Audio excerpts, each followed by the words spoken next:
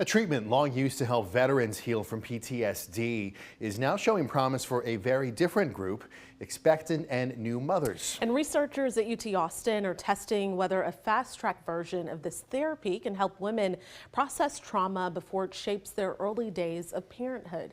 KXAN's Eric Henriksen spoke with mothers and mental health leaders at the center of this groundbreaking work.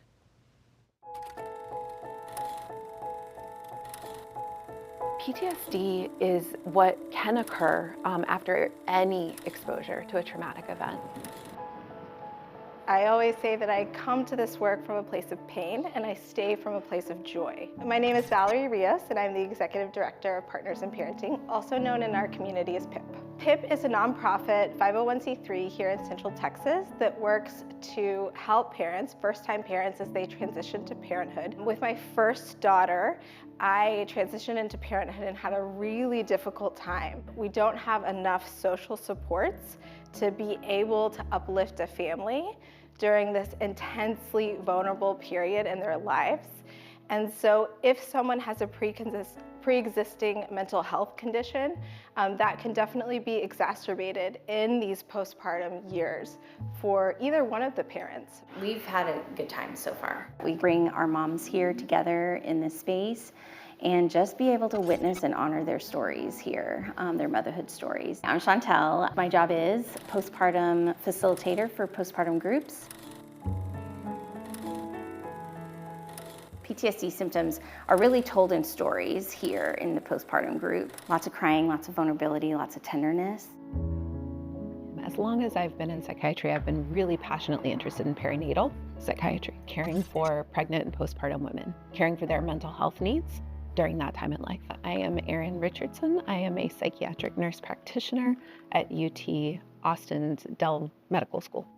I do a type of psychotherapy called cognitive processing therapy. It's been done a few times, mostly with veterans.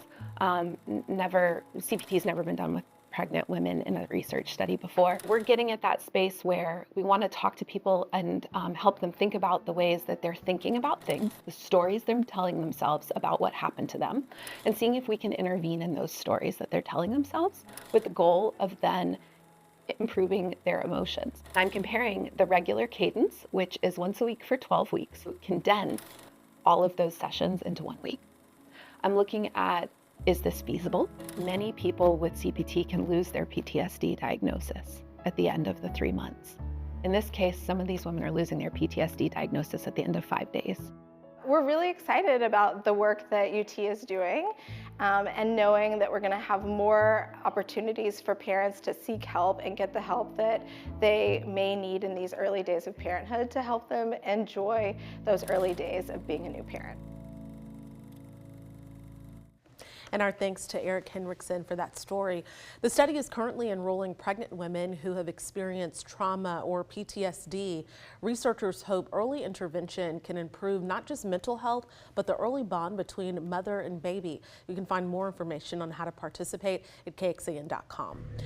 Research conducted by the National Institutes of Health found 20% of pregnant women deal with mental health issues.